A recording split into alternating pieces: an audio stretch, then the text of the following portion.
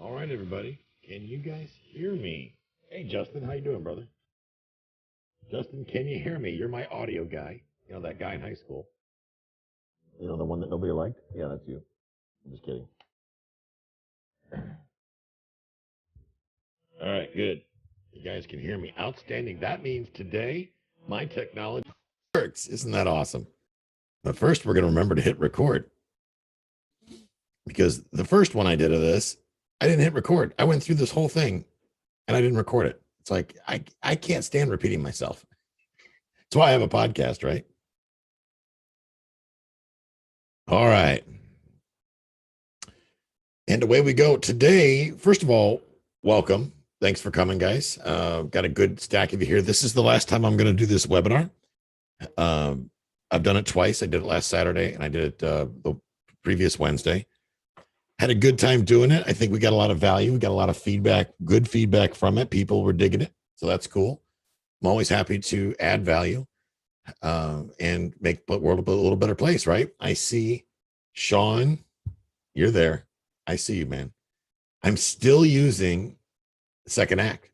I don't know if you've heard me on any of the other 100 shows I've been on this year, but I still say second act. Short story, guys. Sean's wife used the term, we were on the phone once, and we used the term the second act, as in doing something again, and which really describes my real estate career because I've done this twice. First time came the big tax bill. We'll talk about that. But she said second act. It's stuck in my brain, and now I call my this journey in real estate my second act and my last act because I finally started to figure stuff out. I finally started to take my own advice. How about that? So, all right, let's go ahead and get cracking here. So today we're going to talk about to get started. Let me make sure we've got everything going. Okay, we're in good shape. So today we are going to talk about getting on the right screen, getting our act together. There we go. Boom. Okay. Now I can pay attention. We're going to talk about how to buy income property without draining your bank account. Here's the deal. You know, you guys have been following my podcast, watching me on YouTube, whatnot. Speaking of which, if you haven't subscribed to my YouTube channel, why not? Just kidding. But seriously, you need to subscribe to my YouTube channel. So we're getting ready to drop a lot of video content in there. And today is going to be one of those things I want to talk to you about. We're streaming live to YouTube. So I want to talk to you guys about how to buy income property without draining your bank account. Now, everybody, I went to one of my cash flow events recently. I do these little events in my town. It's called Cash Flow 101. And I get a bunch of people together. We basically play real life Monopoly, but not really real life. And I teach people how to get financially free. And it's a little thing I do. I charge $20. We have a great time. But anyway, I was blown away with how many people have not got started in real estate because they were trying to save money. And that kind of freaked me out. I got to be honest with you, because you're never going to get going in real estate if you're waiting to save money because you just can't. You're going to have to use leverage to save money. So today I'm going to kind of twist your mind a little bit. I'm going to come at you from a different angle, different approach. I may say some things that you've probably never heard before, but that's okay. I just want you to listen, hear me out. I will explain everything fully. I'll make sure you understand it. At the end, we will take questions. So if you have questions for me, great. We'll do it. We'll have those questions at the end. And let's go ahead and get started here. So first off, find my mouse. I want to be clear on something. If you've been concerned in the past that you can't successfully purchase property fast, I want you to put those fears to rest. As I said, we're going to look at things from a different angle this time. We're going to take a little different approach on how business gets done. Now, you know, a lot of people will have you believe that what we're going to talk about can't be done, that nobody would agree to that these things just don't work. Well, I'm living proof that they actually do work. And we're going to talk about that in greater detail here this evening. A lot of people I know have people in their lives, and Jill and I, my wife Jill and I, had people in our lives that they wanted us to think that we couldn't find all the money we wanted, that we would have to go beg people for it. And why would anybody in their right mind invest with us when they could just do it for themselves, right? I went through that mindset, and it was painful. It held us back for many, many years. Some of these same people, they may even try to convince you that you can't learn to create great deals. You don't have enough skill. You haven't done it before. You don't have a real estate license, blah, blah, blah. That's simply not true. Okay. We're going to shatter that one tonight. If you've ever thought that those people probably secretly wanted you to fail, you may actually be correct. Here's the thing. And it's sad to say, it's sad to even think about it. I hate to think about it, but it's become reality. There are people out there in today's society that get jealous if you have success. There are people out there that don't want you to succeed. When they say you see you succeed, it sends a clear message to them that they're not taking all the appropriate action they could be taking to get to a better place. You see, they're not willing to do what you are. The people that get financially free are the people, bottom line, that are willing to do what other people are not willing to do. And I'm not saying that's illegal or anything like that. If you're the type of person that is willing to step outside the box, to think outside the box, if you're not willing to settle for, I'm going to work 40 hours a week for the rest of my life until I'm old, and then I'm going to retire for less money, then you're in the right spot. We're here to show you how to negotiate win-win deals for you and the seller on this webinar. Now, you're probably thinking, well, that can't be possible. There's no way I could get my price and the seller could win. Well, I'm here to tell you that's not true. We're going to cover that in good detail here as we go on.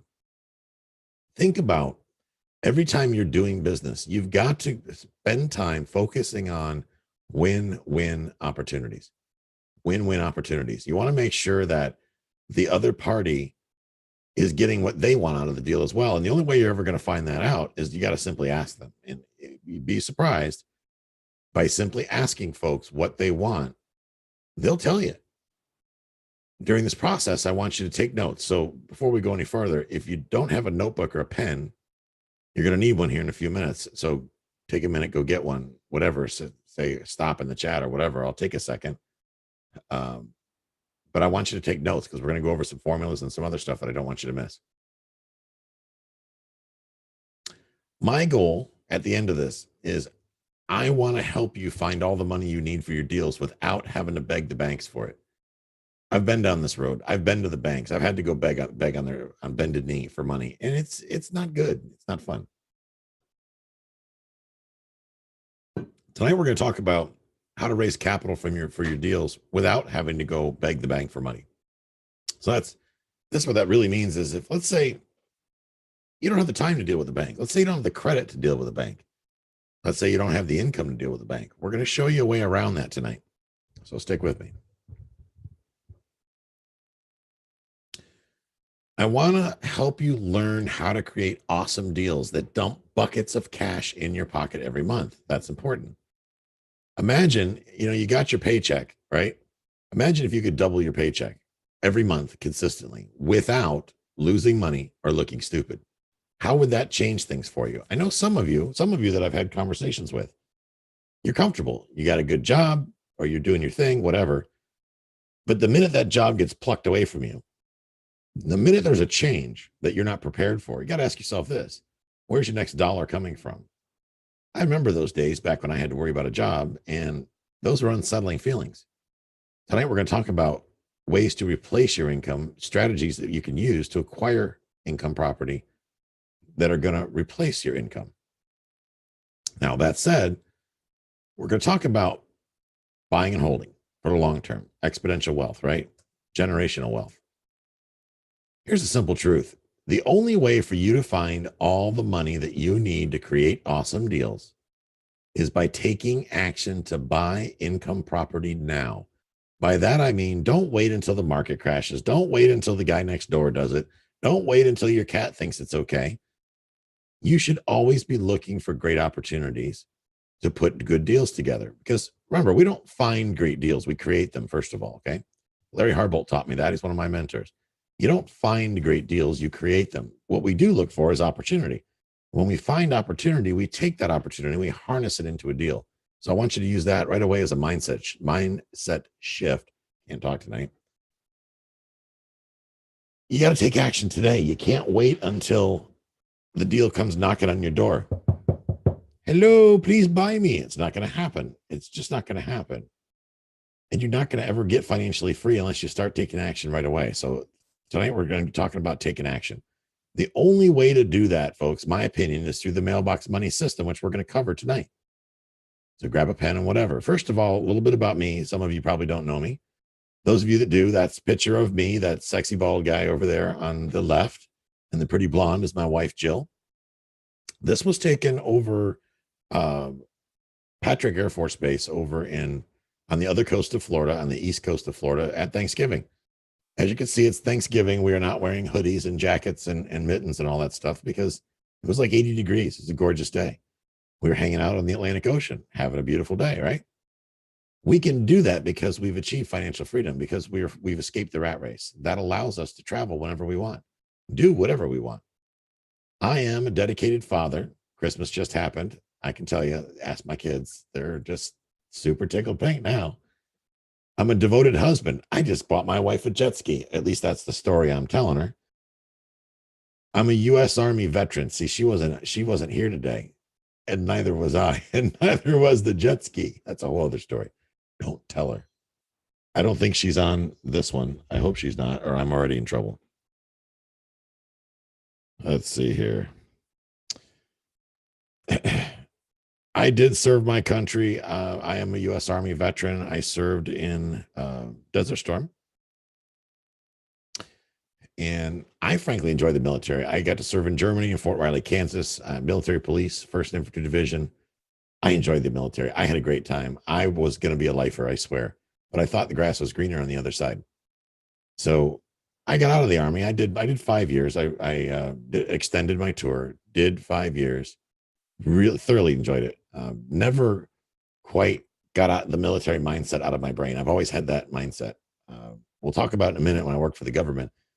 Later in life, I went as a civilian, worked for the federal government, for the Department of Commerce, the organization called NOAA. Had a great time. Loved the discipline, the routine. It was a great time.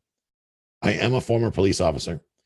That means I was that guy that would pull you over, that would come to your house when you're a bad boy, and drag you out kicking and screaming. I know nobody in that call falls into that category, but I am a former police officer here in Pinellas County, Florida. I spent 17 years as both an investor and a realtor. And actually, I'm coming up on my 18th year. Coming up on my 18th year in the business, both as an investor and realtor. But here's the thing. My idea of being an investor, I used to flip houses, right? We're going to talk about that here in a second. I was a former house flipper. I was a guy that I believe in arbitrage. If it wasn't tied down, I'd flip it. Let me tell you, I'm talking Vaseline on the windows, airless, taking a greenhouse, painting it white, whatever you want to do. I was making money exponentially and I was having a good time. And problem is, I was paying ridiculous taxes and I was working myself to death. So for me, I had to make a change. Now, fast forward to today, I am a investor of multifamily apartments and non-performing notes. Love notes, guys. If you do some research on note investing, it is cool. Actually, we're investing in notes with some folks here on this call and having a great time doing it. Notes are extremely profitable. Lots of opportunities going on there, and we're really doing well with that. Multifamily apartments. I like small to medium-sized multifamily apartments. I don't like the huge mega developments. Everybody's fighting over those. The returns are not that great. I like to buy stuff that people don't know is for sale. And we'll get going on that here shortly. I was literally a tired government worker. I was trying to learn how to buy rental property. Now, for me, I was getting taxed to death. So I was trying to figure out how to replace my heavily taxed paycheck with one that didn't have so many taxes attached to it. And also, I went through the government shutdown twice as a government employee. I don't want to go through that. I didn't want to go through that fear. You see, I went to work for the government because I thought it was a sure thing. And then I went to work for the government to realize it is far from a sure thing. So that for me was concerning. I worked for the National Oceanic Atmospheric Administration. I was what they call a chief bosun. I was the guy in charge of the deck department on the ship. That's me running the crane. That little thing you see in my hand there is a remote control, crane control. I was the guy that trained all the crane operators on how to pick up stuff at sea on a moving ship, big heavy items, and move them around the deck and get them in one place without squashing somebody or smashing whatever we were picking up. What I loved about working in that ship was it was an ROV, remotely operated vehicle. It was the NOAA ship Okeanos Explorer, and we had a $5 million ROV. And I had to figure out how to pick up this 10,000 pound monster and get this bad boy into the ocean. And just when you think that's not enough, but wait, there's more. I had to get it back out of the ocean after it was done swimming around all the way down to the ocean floor, like 2 miles down. I had to recover this thing in all types of weather and put it back on the deck without killing somebody or destroying your tax dollars, by one little. The great thing about that, though, guys, like if the captain was in a bad mood, I would tell him, Skipper, you better cheer up, Bucko, because I could ruin your whole career here with one swing of my thumb. It's over with. We're going to slam that thing right against the side of the ship. We're going to have a bad day. I wanted to be able to quit my job at sea. Believe it or not, I love being at sea, but I also love to spend time with my wife. Here's the thing. My wife was diagnosed with MS, muscular sclerosis. And what that means is it's a debilitating neurological disorder. Over time, she will eventually be paralyzed. About 2 years ago, we lost my sister-in-law. She died due to complications from a procedure that she received to try to help curb the effects of MS. So essentially, or I should say indirectly, the disease basically killed her. We know that kind of my wife's days are numbered as far as having years of good health. We know that eventually she'll be completely crippled, and we needed a way to earn income so that we could travel and do what we want to do so we could enjoy our life now. We needed to get a head start. See, there's nothing wrong with me except for maybe I'm a little crazy in the brain, but my wife isn't going to be able to travel probably in 10, 20 years. So we needed to start the retirement now. The only way I could do that was by developing a system that would allow me to travel while still having a stream of revenue that I didn't necessarily have to work to earn after I did the initial bit of work. Here's my family right now. In the middle is me, that incredibly good looking bald guy. That's me. And Jill is there to my right. The little one in the middle is my youngest daughter, Julia. This picture was taken in, I think, in 07, 08. She was a little kid now. Now she's 20 years old. So I can believe that. Now she's more like here. Amanda is her older sister, my daughter Amanda. Amanda is 22. She was just outside in the backyard the other night. We were having some drinks and watching the fire at Christmas time. It was great. Had a great time. The other one, Julia, was working, but that's unfortunate. But we're going to get her going in real estate. Now, my oldest daughter, a little bit of proud dad. My oldest daughter just bought her first property. 22 years old, bought her first property. I'm so excited. I think it's awesome. She's got a whopping $900 of her own money invested in it. Got her rolling, and she's up well on her way. So I'm quite proud of her. I think that's going to be pretty cool. My kid will be financially free before she even really had to serve in the rat race. So that's a big gives me a warm fuzzy. It really makes me proud to know that she's well on her way. Her sister Julia is right behind her. So all is well. All is good in the hood, as they say. Here's the thing, though, guys. I needed to replace that paycheck, but I wasn't finding the money I needed to buy income property. I would go to the banks, and the banks were like, "Hey, man, we'll give you like one mortgage, maybe two, but after that, we got nothing for you. If you earn more money, maybe we'll loan you more money." You see, I didn't have a real good team at the time. I was kind of doing this by myself with my wife and I. Think about it. If I can't get the money to do the deals, then I can't go travel. And Jill's MS is going to continue to decline. And that's going to suck really bad. There was no way. And here's the other thing. I got used to the money. I made ridiculous money when I worked for the government. I mean, silly money. I started working there. I was making 30 some thousand a year. By the time I left, I was just under 200,000. And then overtime and benefits and all the other stuff, it was probably well over 300,000. It was crazy. I got used to that. And I didn't know how to replace it until I started thinking what I'm going to teach you guys tonight. To make things worse, I felt terrible because, my wife was already working long hours. All right. Granted, I'm at sea, but she's home working long hours, and she's helping me wholesale houses. I'm out in the middle of the ocean on a satellite phone. My wife is out walking crappy houses at night after her regular job. So she's here doing all this work. I'm constantly gone. I mean, repeated instances over and over and over again. I'm never home because I'm constantly out at sea so I can make the money to support the lifestyle. It was this never ending thing, right? I felt like I was a failure because I wasn't home enough to spend quality time with her or my girls. I missed 5 years of my girls growing up during that time because I was out bebopping across the ocean trying to figure out a way to get financially free in a hurry. The problem for me is my sister-in-law, she died at 45, as I had said earlier, from the very same disease. So for me, that meant we were running out of time, right? Clock is ticking. My wife could be very well next. And I needed to get my real estate business in high gear. I was racing the clock when it comes down to it. And I got to tell you guys, a lot of times I didn't think I was going to make it.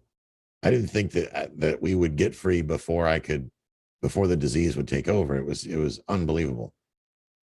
But here's the deal. And there's a picture of Jill and Julie. Jill, my wife, is in the red.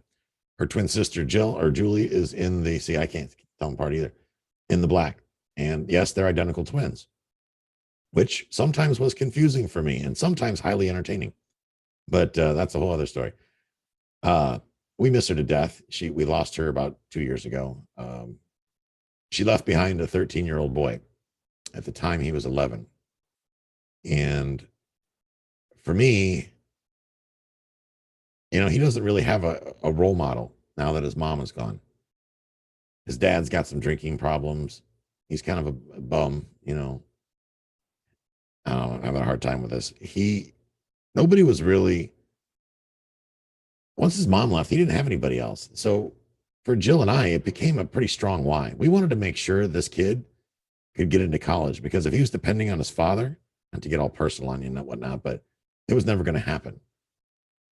So to add to our wish to get free so we could travel with Jill, we had to add to a college degree for a kid that wants to be a paleontologist, right? Get his PhD. Talk about stress and insurmounting pile of stuff that you got to get through. It's these strong whys, ladies and gentlemen, that helped motivate me to step outside the box and take massive action. Did I make mistakes? Absolutely. But I learned. But as I learned, I documented. And that's one of the things that we're going to talk about tonight is the things that I was able to figure out by making mistakes and documenting. So when you walk away tonight at the end of this webinar, you're going to walk away knowing that you got more answers than you did when you started. Okay. You're going to walk away knowing that if you continue to take the steps that I lay out for you tonight, you can be in the same position I'm in. You can achieve financial freedom. I realized I could scale my business faster if I learned how to use other people's money instead of my own. Okay. So for me, I had to learn all about raising private capital. I had never even heard that was a thing, I'll be honest with you, up until a few years back. I thought you just had to go to the bank and get all the money you wanted. It became crystal clear to me that I needed to find people that wanted to invest their money in real estate, but maybe weren't necessarily comfortable doing it.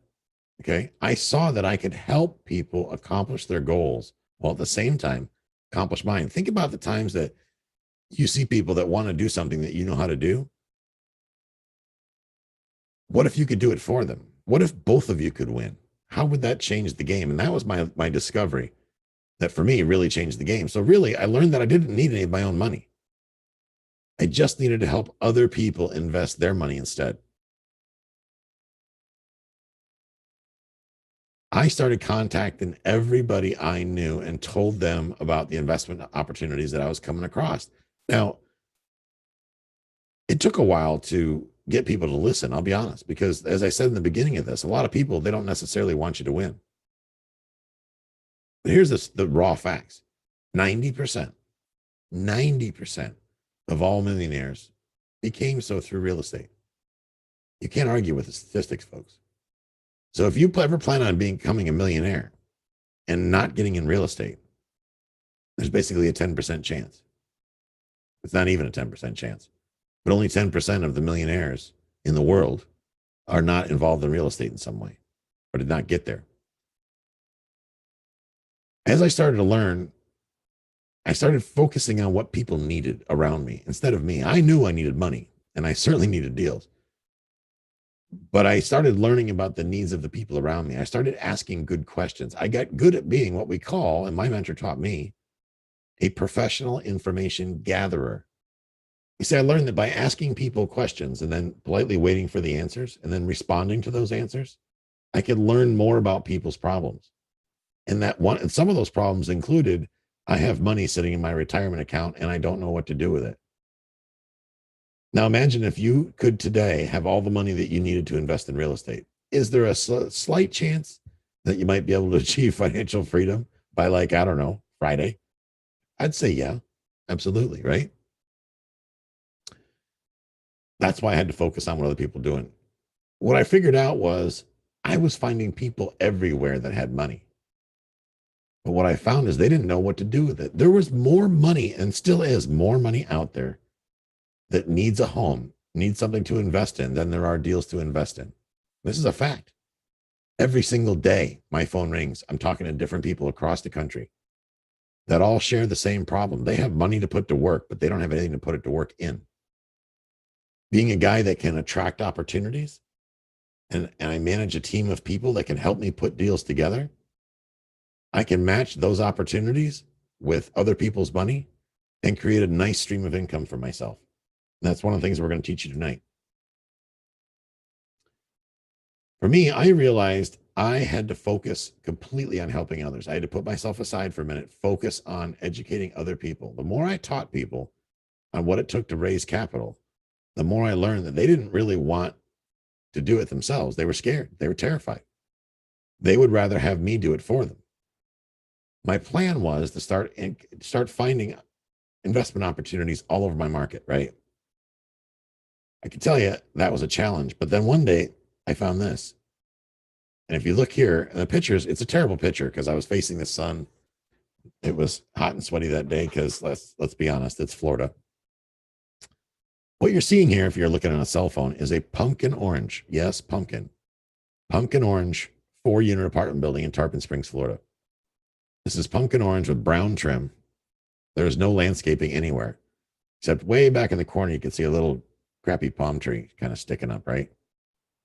Weeds everywhere, nasty sidewalk, just nasty place. We bought it. My wife and I bought it. And I'm going to tell you in a case study later on exactly how I did this deal. I'll break this deal down step by step for you. So you can take advantage of that deal and know exactly what happened. So here's what it looks like today. Here's what it looks like today. Now it's all landscaped. This property makes me net money $5,000 every single month. This one deal,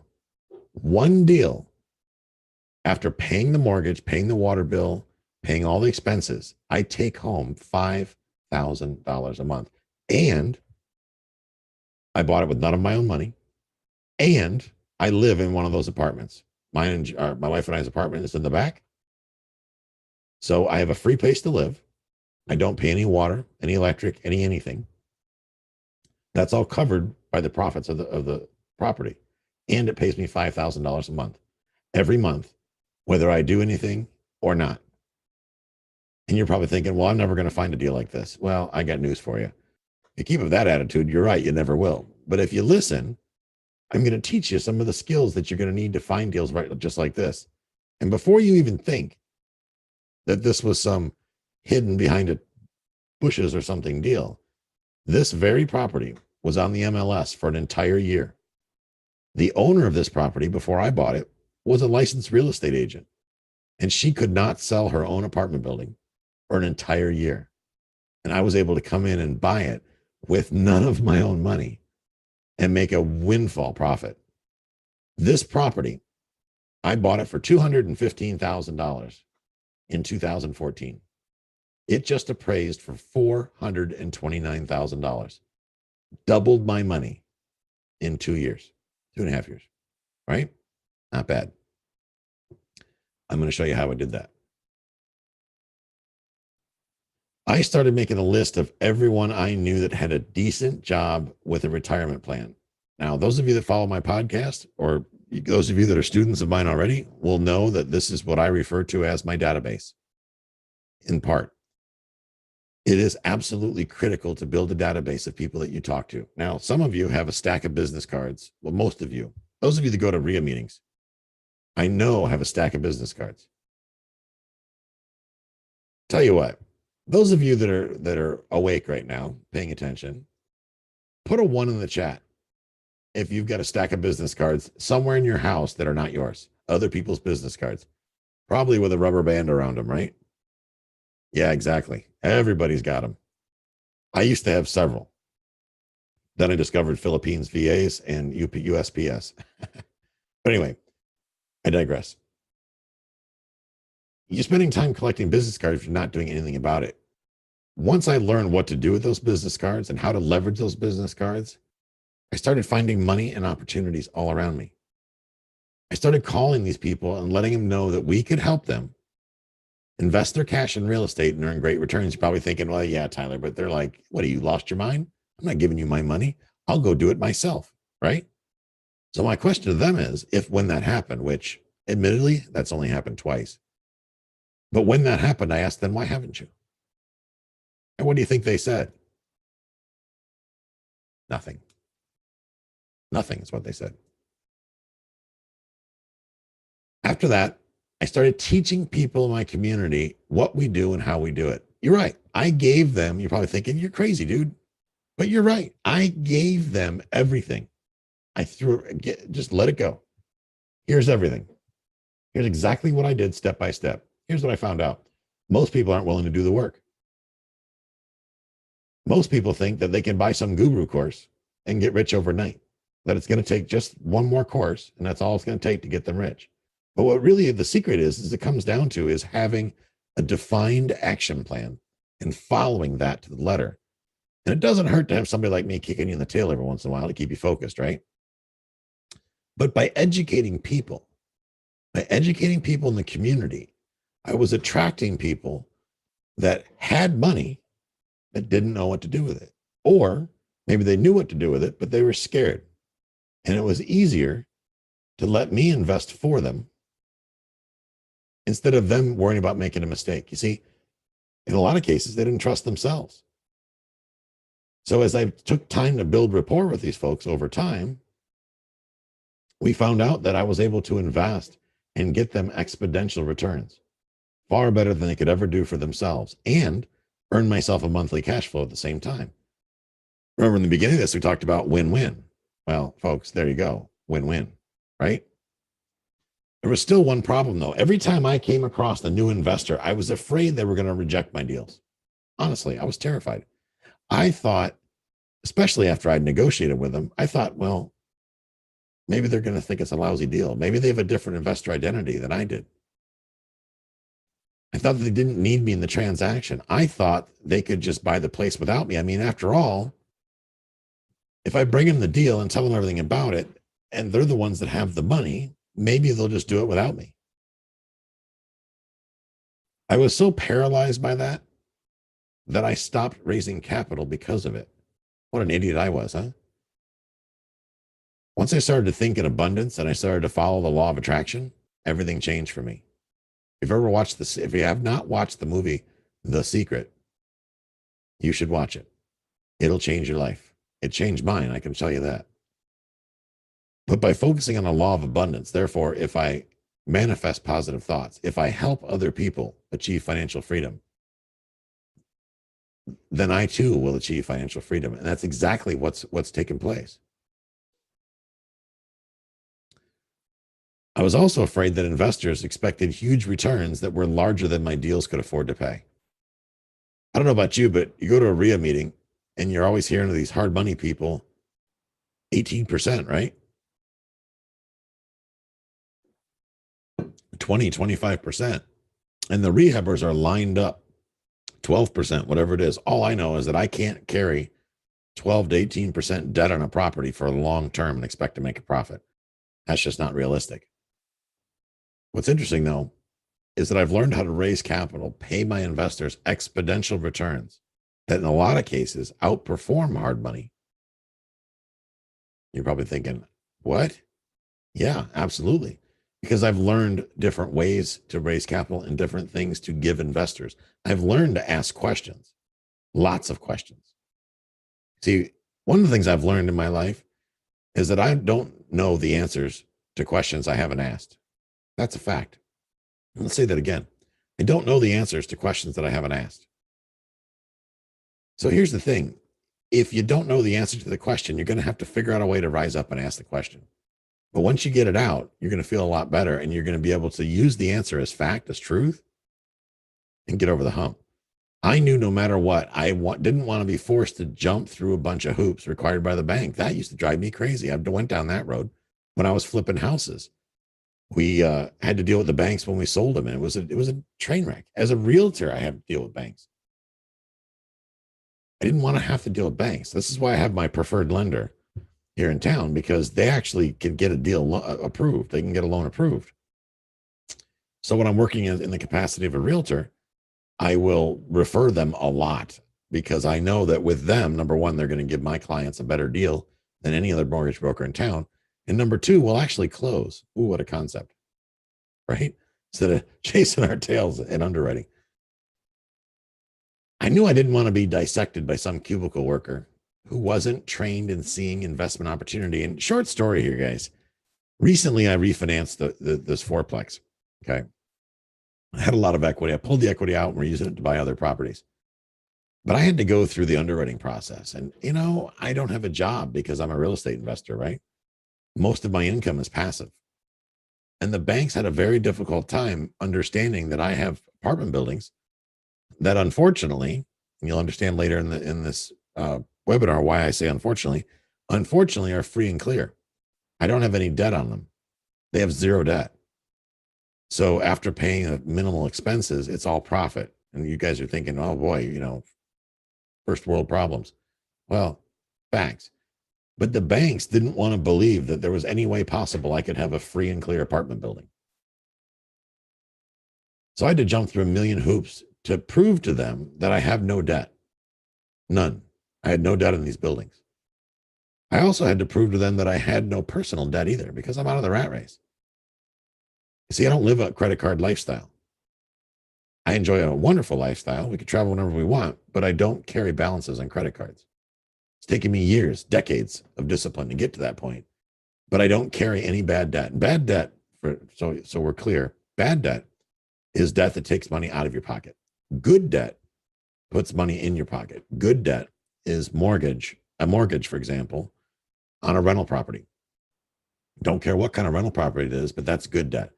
So by using the bank's money, let's say you're going to go buy a $50,000 house, right? By using the bank's money, you can make money off the bank's money. How cool is that?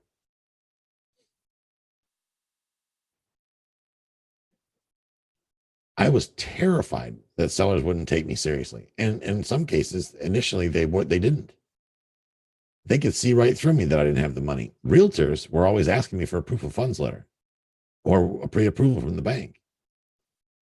When I bought my first apartment buildings after this one, a lot of brokers and sellers actually told me that I did not have enough experience to own multifamily real estate.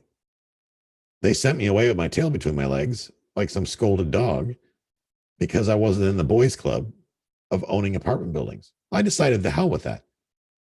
How do I get the experience of owning apartment buildings if people keep telling me things like, you don't have the experience to own an apartment building, therefore we're not going to take your offer seriously?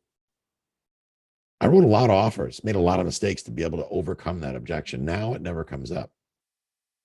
And when I'm done with you guys, it's not going to come up for you either. That's not going to be a concern. We're going to get you past that point. And we're not going to worry about things like proof of funds letters. I'm going to show you how to do business openly, honestly, transparently, ethically. I got no more leads. Without having to worry about somebody going, I want to see a proof of funds letter. The question is still going to come up, but you're going to know with confidence how to get through that and overcome that objection. So they dismiss it as, I don't know why I even asked that anyway. Because honestly, folks, think about this proof of funds thing. I could show you a proof of funds letter with, I don't know, $2 million, right, in cash. I can show you with $100 million in cash. I mean, after all, I got full version Adobe. I can create anything I want. So a proof of funds letter is ridiculous. It means nothing. And even if I did have $10 million in the bank account, which I do not, if I had $10 million in the bank account, I could withdraw it tomorrow and I don't know, go buy a country, whatever. So a proof of funds letter is pointless. A proof of funds letter request usually comes from a broker, not a seller. And see, what I teach is for you to try to be direct with the sellers, even if it's listed, to go take the agent with you, the listing agent, and go sit down and have a conversation. I know we live in a society where everything in the world is done on our little cell phone, right? And we're scared of everybody. We just go like this all day long, right? But I'm here to tell you, when you get face to face, and I'm going to teach you how to get face to face and have a nice, calm, rational conversation, a lot of the fears that you have now are going to instantly melt away because you're going to discover that your fears are really unfounded. And that's what I hope you learn. For me, I was suffering from imposter syndrome. That's the buzzword they got for it. Imposter syndrome. I didn't feel that I was qualified to buy larger deals. I mean, the brokers were telling me this. They were saying flat out, dude, how many apartment, show me a schedule of real estate owned. Oh, who? A schedule of real estate owned. Well, I don't own any real estate. Oh, well, you got to have some doors under your belt, right? You got to have some doors under your belt. You can't possibly think that we're going to sell you a property without any experience. Thinking to myself, I could go buy a house tomorrow, nobody cares. But something with an apartment building, there's some sort of extra responsibility, some sort of scrutiny. You've got to be kidding me. I got so frustrated. I decided to hire a few mentors. Okay. They got my mindset right. They got me laser focused. They changed how I think of things. I was able to achieve financial freedom and escape the rat race after hiring those mentors less than 1 year later. Okay. Less than 1 year after I got started as a buy and hold investor. That's how bad my mindset was. If I thought I could create something that would make it possible to teach regular people like me how to purchase cash flowing assets without having to be a wholesaler or a house flipper, we'd all be happy, wouldn't we? That was my vision. It's like, when I come off the ship, I had that 5-year gap in real estate, right? I was out of real estate for 5 years. I had let my license expire. I wasn't interested in real estate. I was done, right? For me, I thought I would go be a wholesaler because that's what you do, right? That's what they say to do on Bigger Pockets. They're like, you have to start in wholesaling, and then you're going to wholesale, and then you're going to flip houses. Then you're going to flip houses, and that'll go wonderful. You'll make millions of dollars, and then you can invest your millions of dollars in apartment buildings. Oh, come on. Show me anybody who's actually accomplished that. Let me tell you, I've forgotten how many houses I've flipped over the years, and you're not going to flip your way to anything but bankruptcy. I'm here to tell you, because you'll be going along. Everything's great. You're making money. And then one job, the contractor's going to run off. The city's going to open up a wall and find termite damage. You decided not to replace the roof, but now you put it up for sale and all the other houses have roofs.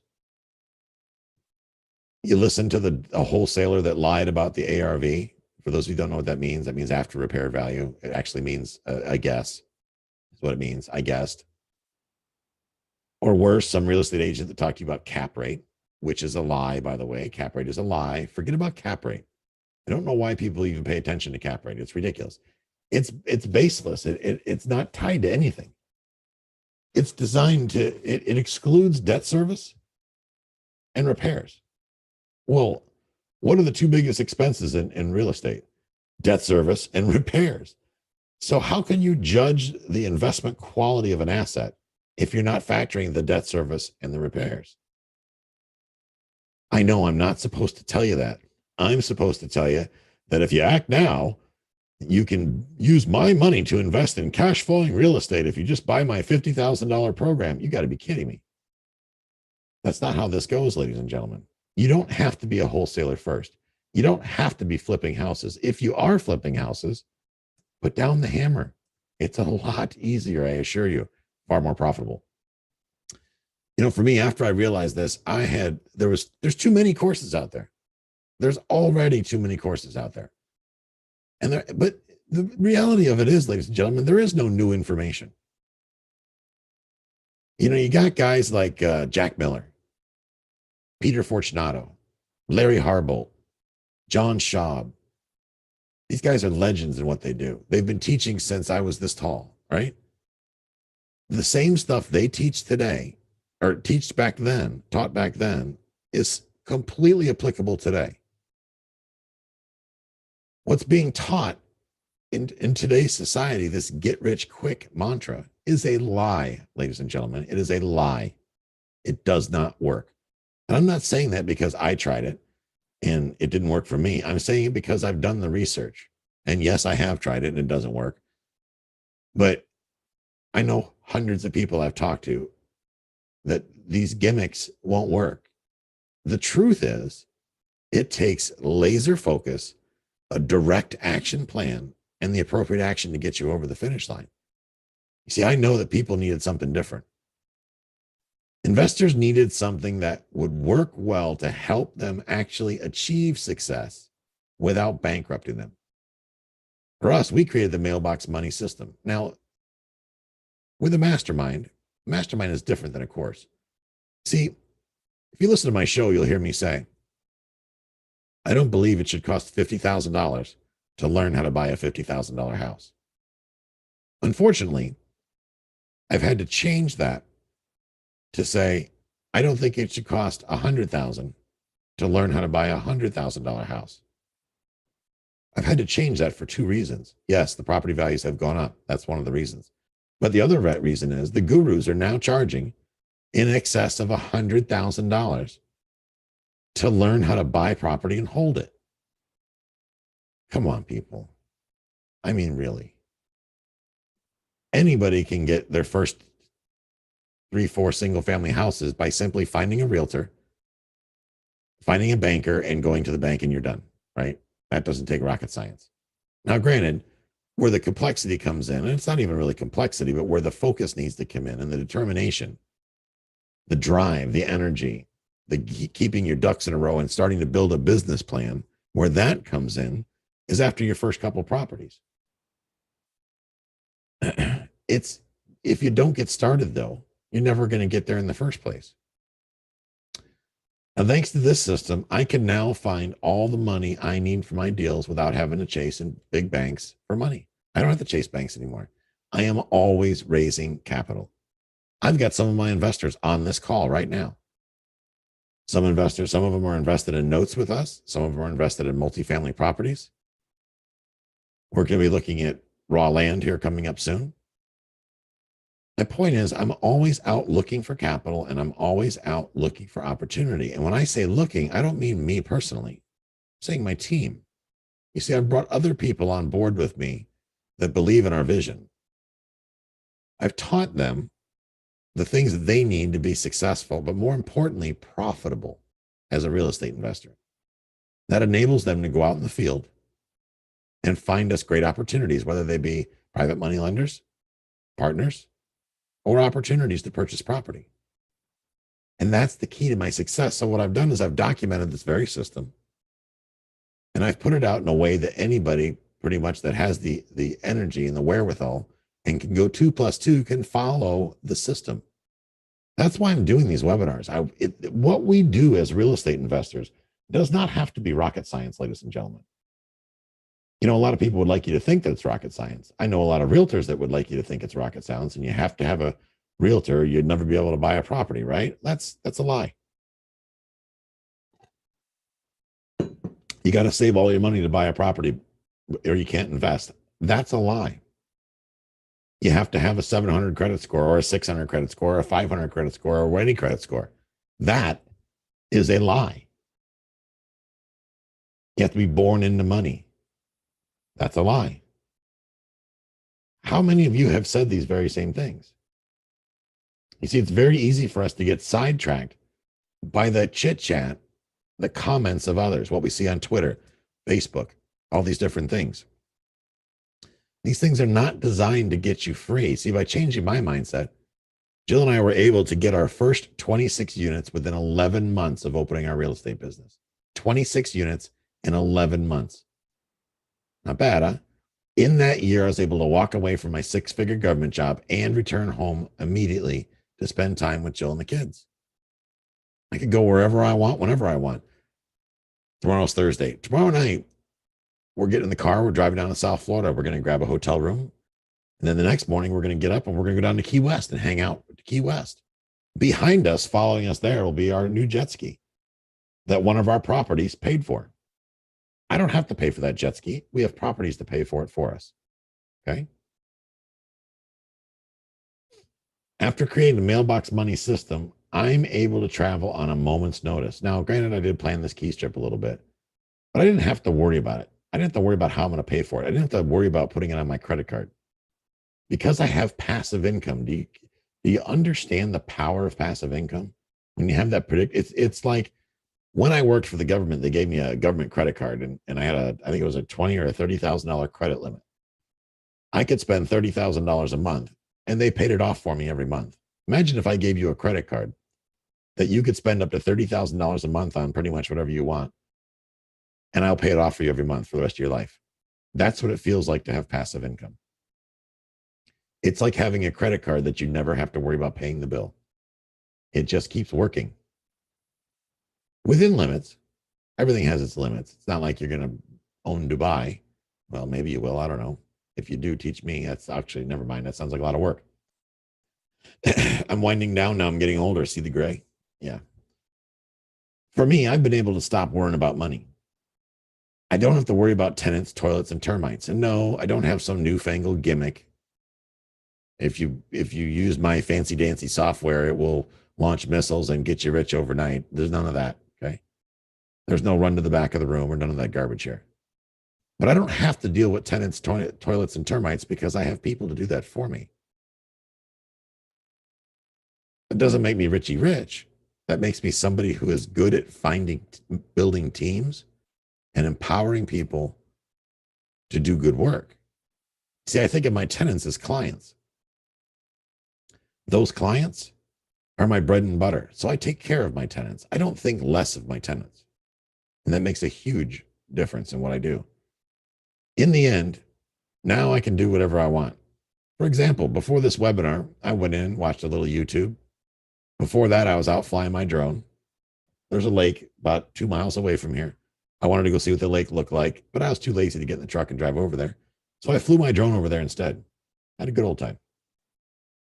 This weekend, it was Christmas Eve. Jill and I were out in the jet ski doing 70 miles an hour across the flats. It was 80 degrees. Passive income is what's provided us this lifestyle because we're not wage slaves anymore.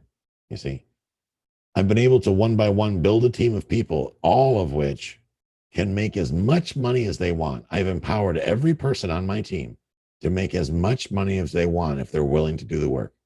Now, if they're not willing to do the work, well, they're going to starve to death.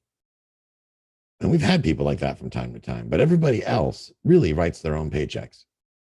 And that is the beauty. When you can attract a group of people to work with you as a team to where everybody can win, everybody can eat, everybody can celebrate. Tell me that's not a good time for all.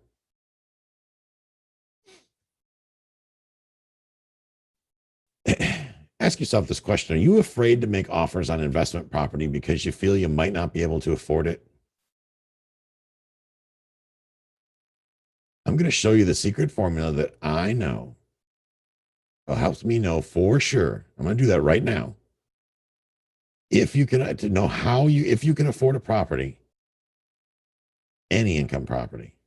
It's got to be an income property though, right? We're not talking about flipping houses, guys. We're talking about building wealth. Flipping houses is for television. We're not, well, actually we are on television, but I don't have any sponsors. Are you afraid that brokers or sellers are going to say no to your offers? Or worse, ask you for a proof of funds letter?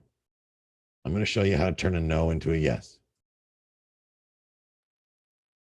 Are you afraid that wealthy people won't take you seriously because you don't have any experience? I hear this one a lot.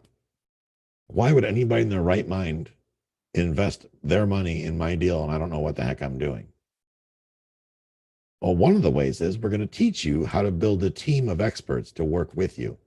It doesn't matter what your experience is. You're just the guy or girl that's managing the team. That's your job. You are the problem solver in the group. You are there to manage the managers. You ever think that raising private money is only for super experienced people? I used to tell myself that lie too. I used to see those guys in those fancy suits, those wingtips shoes, chilling at the airport, right? Flying first class in the lounge and doing all that stuff.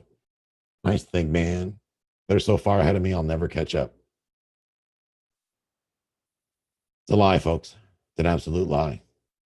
I wear t-shirts and flip-flops, and I can raise all the capital I need for my deals without any trouble at all. Let's not forget, I bought my first multifamily property in 2014 without using any of my own money. I did not have great credit at the time. I did not have more than $1,200 in my bank account at the time. Even though I was making great money, I was also spending great money. Today, that property, the one we talked about earlier, dumps buckets of cash into my checking account each and every month with little to no effort on my part. That same property doubled in value in 2 years. That gave me a six-figure tax-free payday, guys. Six-figure tax-free payday. I'm going to talk about that here in a minute. How to earn the tax-free payday.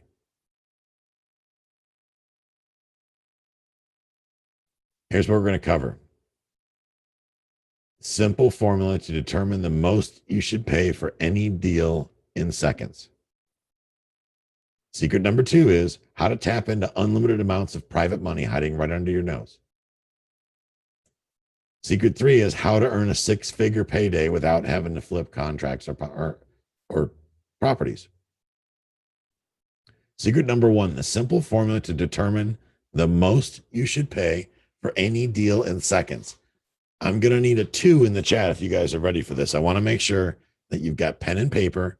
If you are ready, I want to see some 2s in the chat. Let me know you're ready, and we'll go ahead and roll with this. All right, everybody's got pen and paper ready to go. This is so ridiculously simple.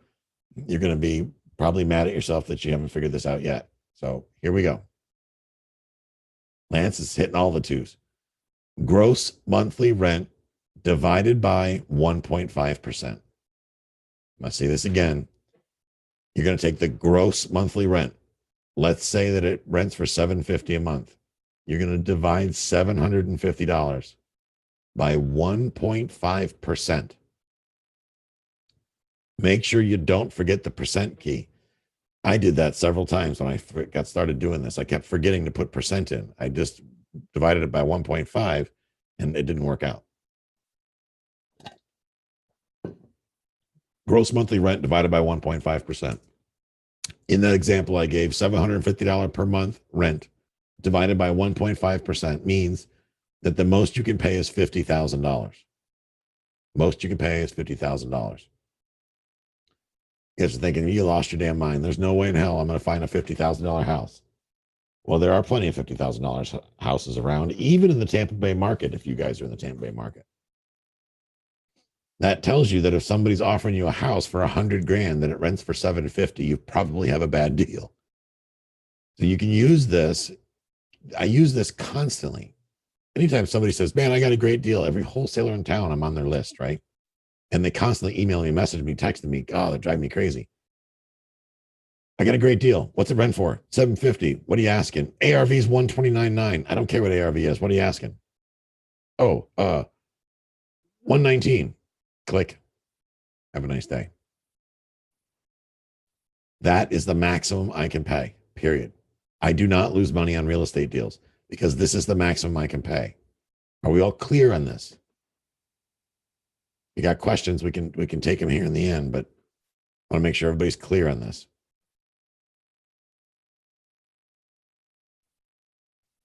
All right. Some people think that struggling real estate investors, I don't understand how to analyze income property fast. I don't understand how it's going to work for me. Let me tell you guys a quick story. I used to think, I had that engineer mindset. I used to think that I had to know the origin and history of every damn mathematical calculation that someone's trying to teach me for me to believe it was accurate. I was just doubted everything. I'm like, that doesn't work. It can't be that easy. That doesn't work. Right. I had that engineer mindset. So most engineers are unhappy because they hate their jobs, because they're constantly questioning everything. It's got to be a miserable place to be. I did not believe that any part of the deal analysis could be so simple. That's it, folks. I just didn't believe it could be that easy. I had to test it over and over again across many markets across the nation and many types of properties. I'm talking single family, multifamily, commercial, gas stations, you name it. Every time I thought the formula didn't work, I realized it was me that wasn't doing the math. It was me that wasn't negotiating a good deal. See, I used this formula to save me from financial loss. I was blaming the formula when it was actually me that was the problem. Once I came to terms with the fact that it was me that was the problem, the game changed. Since then, I've analyzed thousands of deals using this formula. In each and every case, the results I discovered constantly led to a profitable deal. Again, this formula is the same formula I used in 11 months to get my first 26 doors with none of my own cash. Those units and many more continue to put money in my pocket every single month without fail. Guys, that was just the beginning. You're probably also thinking, I don't understand how analyzing income property fast will prevent me from losing money. A lot of times people think that would cause them to lose money, right? Here's the deal. My formula instantly shows you the maximum you can afford to pay for a property without having to spend hours poring over data. Now, I know engineer friends out there, I'm like you, I would spend hours and sometimes days analyzing a deal, only to find out that by the time I got done analyzing it, somebody already bought it, right? Bought and paid for, closed. Time is money, ladies and gentlemen. Time is money. Get in, analyze the deal, write an offer or don't write an offer, and get out. Next problem. In, out, in, out, in, out, over and over and over. Secret number 2. You guys ready for secret number 2?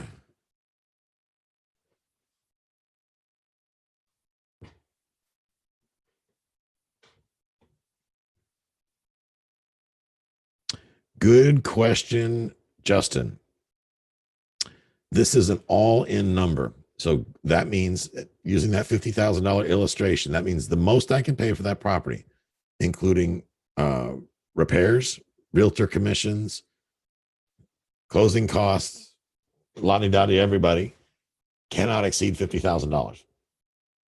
Okay. Cannot exceed $50,000. You're thinking, damn. Those of you that got rental property are like, oh man, I've got like 8 bad deals.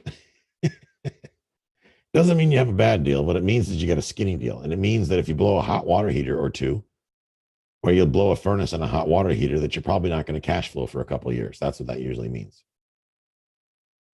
Facts. So now we're going to talk about how to tap into unlimited amounts of private money.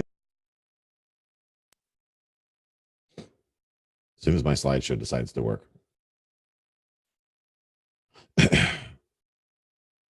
You know, a lot of you think that you've got to be some rock star veteran real estate investor to be able to raise capital, or you got to be a realtor that's got a whole bunch of clients, right? That is one of my little ninja secrets I just gave away. Realtors, are you paying attention? Realtors, ooh.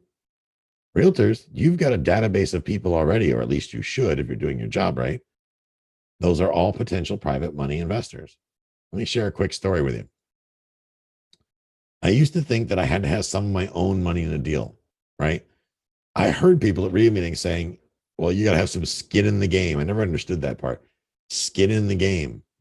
I'm not giving you my skin. What's wrong with you? Some kind of freak?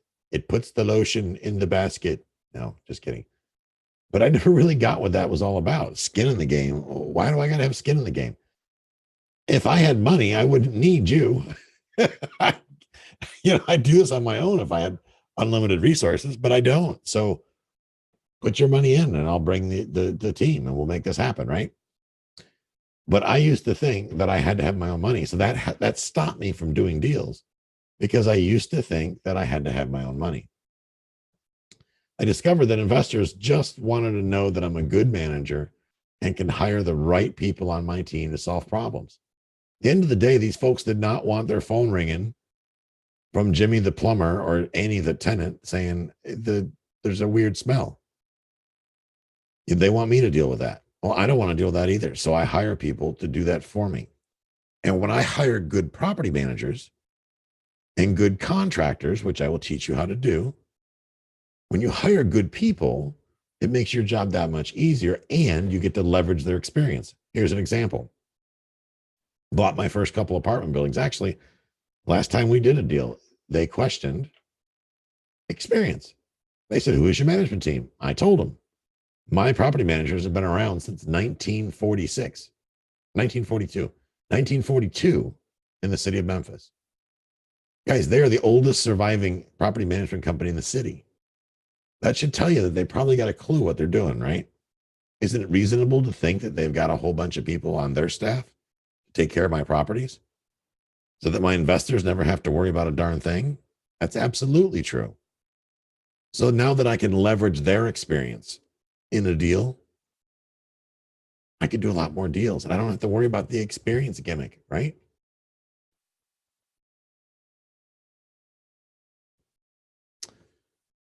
Once I started getting on board with hiring a high quality acquisition team and a management team, it was easy to become a great leader because let's be honest, guys and girls, they didn't make dumb mistakes in the first place because they're good at what they do.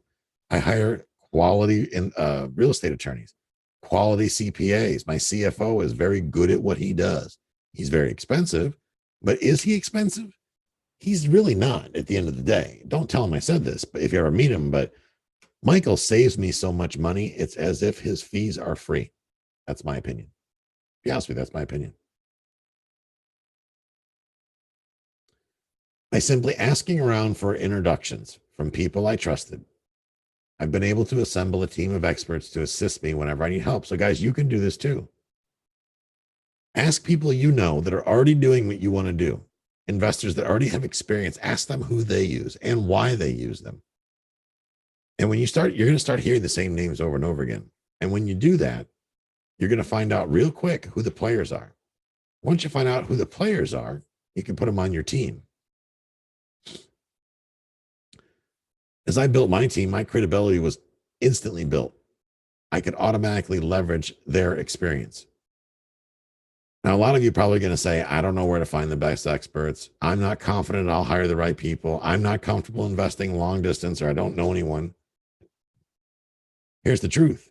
You can build a team of experienced professionals and rely on them. I'm going to show you how. It's not impossible to find them in your market. You just need to know where to look.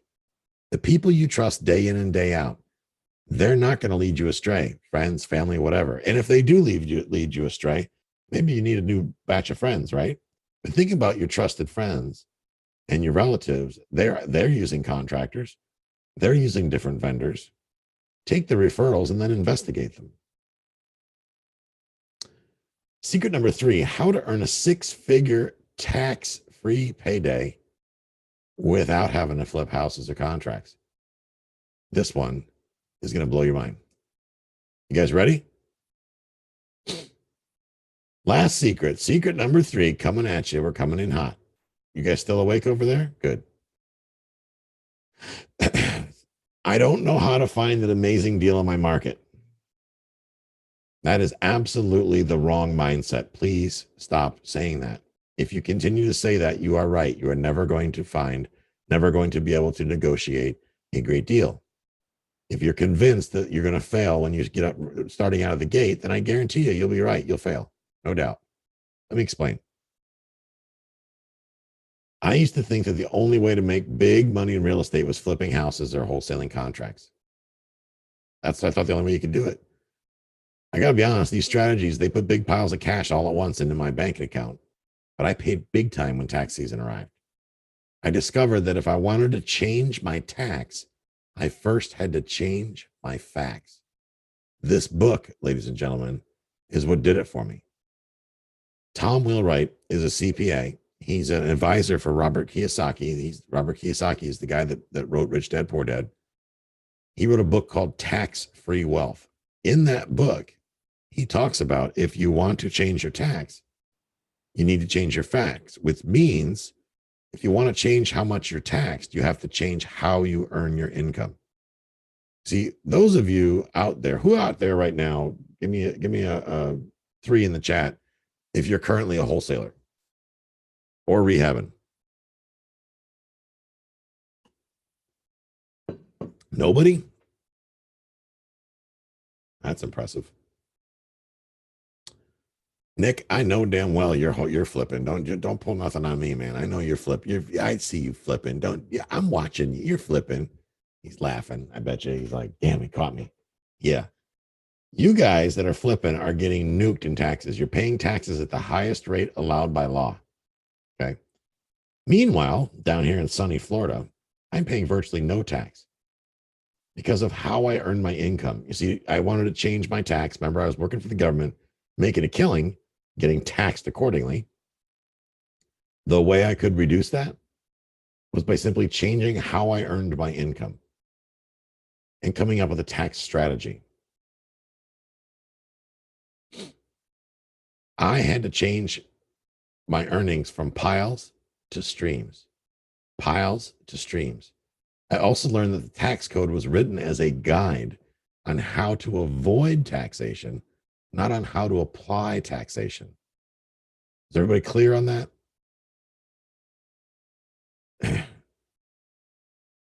Lance says they have a hammer in their hand. They can't type it. That's nice. I like that. That's cool. He says, not for long. You're damn right. Nick is joining our mastermind or has joined our mastermind. We're going to get him and his beautiful wife out of the rat race. And I am pumped up about that. If I simply follow the instructions, guys, it would show me how to keep more of my money. So here's what I did. I did two things. I read that book. Go spend $8 on Amazon, right? I also read, oh boy, it escapes me right now. My attorney wrote it. I should know it. It'll come to me before we're done. Oh, What Your CPA Isn't Telling You by Mark Kohler. What Your CPA Isn't Telling You by Mark Kohler. In those two books, they describe simply by changing how you earn your income, changing a few things about how you do things, you can virtually eliminate your taxes if you're smart about it. Legally, by the way, legally, because the government has given you the guidelines to do so. They have laid it all out. And I know it's fitting. We're just talking about the Trump administration and their tax bill. Some people love it, some people hate it, whatever. But rest assured, whatever they did this time will be changed in a couple of years again, and then a couple of years after that, and a couple of years after that. The one thing you can count on, ladies and gentlemen, I don't care what CNN or Fox News or anybody tells you, is that taxes are not really ever going to go down. Okay. So you've got to to learn how to earn your money to reduce your taxes now. Also, this whole thing about 401ks makes me just squeamish. Don't think less about deferring taxes. Those of you that are doing a 1031 exchange, or those of you that are using other strategies where you're deferring your taxes, do you honestly think that when you retire, there's going to be less taxes? Somebody lying to you. Please stop listening to them anyway. Ask any CPA that owns real estate investments if you don't believe me on these tax laws. Borrowed money, ladies and gentlemen, here's the golden nugget. The borrowed money is not taxable, unless, of course, you default on the loan. Here's what that looks like. Let's say you go buy. Oops, I just missed some questions. I'll catch those in a minute. Let's say you go buy an apartment building, and the apartment building, you buy it for $500,000, or let's say you buy it for $400,000. You put $100,000 into it. Now you're in it for $500,000, right? Let's say, for example, you fix it up. As soon as you fix it up, you raise the value, the income. With multifamily real estate, when you raise the income of the property, you raise the value, right? We covered that earlier. So the value now is worth, let's say, $1 million. It's not hard to double the value of a poorly maintained multifamily property. I know I've done it. It can't be that hard, right? So you double by doubling or by fixing the property up, increasing the rents are the income, you increase the value of the property. As you increase the value of the property, you can now leverage that. So let's do simple math. Now it's worth, let's say, $1 million. It's worth $1 million. We can pull, let's say, 70% of that money out of that equity. Keep in mind, we bought it for 4, right? We bought it for 4. We put $100,000 into it. Now we're in it for 5. We can borrow up to $700,000. So let's say that Edward Akins and Chris Tinsley are the two people that helped me that do this deal. One of them loaned me the money to buy it. The other one loaned me the money to fix it. Let's say my deal with them is, hey, we're going to do this deal. You guys are going to put in the money, and I'm going to flip you $100,000 profit in less than 5 years. They say, great. So we do the deal. I owe them 500, what they put in, the 500 they put in, plus 100 grand for their trouble, right? What is that? 20% return. Not bad. There's 100 grand left over. That 100,000 is a tax-free payday for me. I have done this time and time and time again. And you think, well, that's great, Tyler, but now you don't have the property anymore. Aha, I do have the property because all I did was refinance it. I paid the investors off, right? They're happy. I bonused them 100 grand. They're just tickled pink. And now I owe the bank money. Who's paying that mortgage? Well, the answer is the tenants are paying the mortgage. You see how that works? And during this whole time, you're going to make additional cash. You're continuing to make cash flow. So you get $100,000 in your pocket, plus you continue to make the cash flow off the property every month. And remember, you've still got 30% equity in the property. You could use that as collateral for other properties if you wanted. And that's just one example, ladies and gentlemen, how you can get a tax-free payday. In the questions, Rodrigo asked, what if a property is not producing income currently, i.e. foreclosed? The 1.5 rule would still apply for me because I'm going to factor what income it should be producing, use that as a baseline, and then I'm going to deduct the repairs, what it will take to get it there from that. So let's use an example of 100 grand. And let's say it's 100, is 70% always the rule? No, it's not always the rule in a refinance. It varies depending on property, but that's a good safe guideline. I always recommend you leave some skin on the bone or some meat on the bone, a little bit of equity in each deal you do. Never know when you're going to need it. Let's say we're doing Rodrigo a $100,000 house, right? And it's a foreclosure, so we're going to buy it for $50,000. We got to make sure that this property will support when fixed up, will rent for what it needs to rent for at $100,000. So we're going to flip that calculation. We're going to go $100,000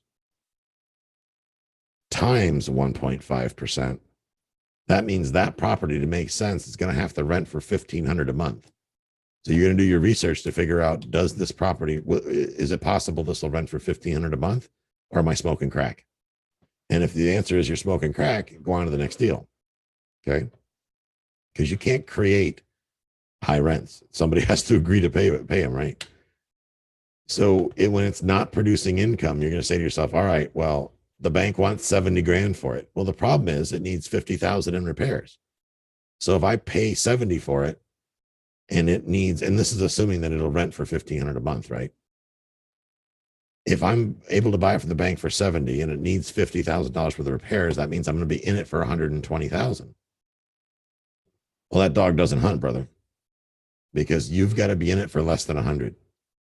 So that means the bank has to take less, or you got to let somebody else buy it. Here's the good news, Rodrigo. You don't have to buy all the properties. There's lots of dumb people running around with more money than sense that will buy those up for you. You can let them go ahead and waste their money. You keep yours or your investors' money for deals that make sense, because you're not going to worry about foreclosures. Here's why. Foreclosures, everybody knows about foreclosures. There's really no problem to solve. The banks are only willing to sell it to the highest bidder. Let me ask you this, Rodrigo. Who wins an auction? Does the person that pays the most win, or are they really the loser? Guys, at an auction, the winner is actually the loser. Fact. Because they're paying the most. And worse, they're paying cash. Those are terrible. So I hope that answers your question. All right. Good. Glad you got that. So with that,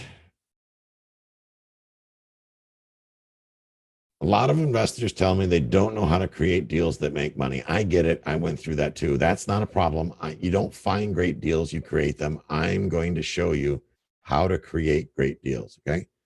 I'm going to teach you how to find creative ways to lower your tax burden. You simply need a CPA that gets it, right? A lot of people tell me they don't know how to find investors who want to invest their retirement accounts. There's more people out there, folks, with retirement accounts sitting idle than there are deals to fund. Okay, we're going to cover that as well. People also think, I don't know how to raise the value of income property. That's great, Tyler. I'll buy it. But how the heck am I supposed to get the rents up? What if the tenants don't want to pay? This is why I'm going to teach you about due diligence. We're going to teach you about positioning a property so that you can go in and add value to where the tenants will be more than happy to pay more. If you raise the income on the property value is going to go up exponentially. This is one of the big advantages of multifamily real estate over single family. So let me ask you guys a question at this point. Are you enjoying the webinar so far? How are we doing? Are we learning? Is this good actionable stuff that you can put to work right away? Are we going to start applying the 1.5 rule?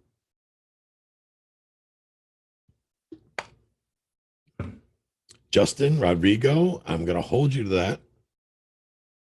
Don't bring me a deal that you bought 6 months from now and tell me that you just didn't bother with the 1.5 rule because it was too hard. Because I'm going to say nani boo boo and you overpaid and that's your own fault, right? Don't put me there. Here's what we've covered. Secret number one, how the simple formula to determine the most you can pay for any deal in seconds. Secret two was how to tap into unlimited amounts of private money that is right under your nose. Secret three was how to earn a six-figure payday without having to flip houses or contracts. Who wants to take things to the next level? I'm going to wrap it up, but I'm going to give you, I want you guys to learn more if you're ready. Are you guys ready to learn more?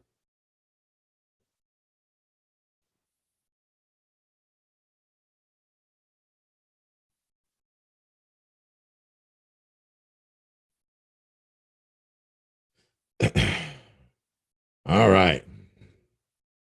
Away we go. I'm not going to let the rest of you type. I'm too damn excited. Introducing the Mailbox Money Mastermind. Guys, this is it. This is not a course. This is a mastermind. This is about getting you financially free. This is about changing your mindset on how you use money, how you manage your money, and how you manage other people's money, how to negotiate amazing deals that will get the sellers to say yes, and how to raise capital. This is about helping you learn how to find the money you need for your deals without having to beg the banks for it. Okay. Learning how to create great deals that dump buckets of cash in your pocket every month in just 10 weeks. I'm going to blast you with a fire hose and get you distilled down, no fluff, no garbage, no BS. We're going to skip over all the fluff, get you to the meat of the program, exactly with the steps that you need to be thinking and taking to get you to over the finish line and get you financially free. All of this without losing money, folks, without looking or sounding stupid to either your sellers or other investors. Here's the overview. Module number one, Mindset Matters. We're going to kick it right off with Mindset Matters. We're starting this the second week of January. Mindset Matters. 2 weeks, folks. 2 weeks. Module two, Taking Personal and Financial Inventory. Absolutely critical to know where you are and come up with a plan of where you want to be. Module number three is talking about investor identity. You want to be a person that invests in gas stations, mobile homes, mobile home parks, non-performing notes. You're going to do single family houses, multifamily. I'm going to walk you through the different asset classes, teach you the good, bad, the indifferent about them, so you can make a decision based on your own comfort level and what you feel you'll enjoy working with the most. Module four, networking. Yeah, you're going to learn how not to be a wallflower. Trust me, this was hard for me. This was probably the biggest challenge I had to overcome as an investor. But I've learned ways that this becomes easy. This becomes simple if you just apply the skills I'm going to teach you. Marketing. If you can't attract people to you, if you can't educate the public on what you're doing, whether you need money or you need opportunity, you've got to put word out there so people will know what you're doing. The only way that's going to happen is by marketing and by networking. Module 4, Module 5 are critical to get the wheels turning, to get the juices flowing, to get things going in the right direction. Module 6, we're going to talk about finding opportunity This is where the deals come in, guys. And you're probably thinking, I want to start module number 1 with deals. Wrong. Because when you do come across an opportunity and you were able to negotiate it into a deal and you don't have the capital to do it, then what's the point? That's why we're going to start getting the brain right, then getting the identity right, getting the networking in place. So when the opportunities do present themselves, you can take them down with a vengeance and start cash flowing them. Module number 7 is, how do I keep this? I want you walking into every property you look at, gas station, anything that produces income. And the first question you're going to ask yourself when I'm done with you is, how can I keep this? And it doesn't involve your checkbook. How can I keep this is about, how can I use what I have, use my network, leverage my resources to get this property in my name, to get control over this property, to get things pointed in the right direction. Module 8 is negotiations. Guys, if you can't negotiate, you're going to have to be in a position to afford to hire somebody that can. I negotiate for people, and it's not cheap, let me tell you. So in module 8, we're going to talk about practice and utilize beginning, intermediate, and advanced negotiating skills. Then we're going to break off in groups and practice. You're going to get good at overcoming objections. You're going to get comfortable with being uncomfortable. You've got to be able to negotiate beyond what's your bottom dollar. People say that, I just go, that's all you got? What's your bottom dollar? What's the best deal you can give me? I usually give some variation of, go away. What? What are you talking about? What's the best deal I'll give you? I already gave you a price. Your turn. Due diligence, ladies and gentlemen. Due diligence. It's great. You find a great opportunity, you negotiate it into a deal, you've raised the capital, everything is fantastic. But you can't get to the closing table. Or worse, you fly to the closing table because you're excited. You buy the deal to find out that the septic system is a train wreck and it needs $50,000 worth of work. Or it's got title issues that you just signed that big stack of papers because you didn't know what to look at during closing procedures to guarantee that you will not lose money. Okay, we're going to walk you through the title and the closing step by step so you understand all these things and what leads up to it, the entire due diligence process. How many of you have looked at a title report, truly understand what an Alta B, a Schedule B looks like? I bet you that everybody on this call that currently owns property has at least one exception on their title insurance report, which means in the event that something goes wrong, you don't have any title insurance coverage, which means somebody can come take your house. If you've ever bought a foreclosure, I guarantee you have exceptions on the title insurance policy. The foreclosure itself is usually accepted. I'm going to teach you how to overcome that. Module 10 is about the closing process. That's getting you over the finish line, guys. In that module, we're also going to talk about what's next. Now you've owned it. Now you own the property. How are we going to continue to make it profitable? How are we going to be a property owner? Here's a little bit of what you're going to get. The Mailbox Money Mastermind course, live video conferencing just like this. The difference is it's not just me talking at you. It's all of us talking as a group twice a week. And we record it if you miss one. Twice a week, we record it if you miss one. Unlimited access to the private Facebook group, folks. Oops. Unlimited access to our members only area with recorded lessons in place. As we continue to go through this process, we're going to uncover things that you may need a little extra work on. I will record separate sessions for those and give those to you guys as well. Interactive worksheets. Okay, I'm going to create some PDF worksheets that are going to help you when you're out in the field, know what questions to ask, things like that. An accountability tracker, guys, this is critical. Holding yourself accountable and taking directed action every single day is what it takes to get yourself over the finish line. If nobody knows what you're doing or what you need, they're not ever going to be able to help you. The accountability tracker spreadsheet is going to tell you every day you got to score a certain number of points. That means you got to do one of the tasks on that sheet several times to get enough points to call that day a good day. If you didn't make a good day, then we're probably going to have a conversation about that. And I'm going to help you get over the finish line. You can do this. I know you can do this. I know this because I did it. And if I can do it, I know damn sure you can do it. I use this exact system to personally supercharge my portfolio from 0 to 26 units in less than 1 year. Here's some of the things that my listeners have to say for those of you that haven't listened to my podcast. Now, I've laid it all out over geez, we're at 108 episodes now of my podcast, where I've talked to all of the experts from around the country on many different topics, laid out my expertise to provide people value. Okay, this isn't about a get rich quick, folks. This is about taking your investing to the next level and truly getting financially free. This works for new and experienced investors who need to build passive income faster. Yes, you, both new and experienced investors who need to build their passive income faster. Here's the deal, guys. I got a head start on you, and I'm probably not as smart as you. I've made more mistakes.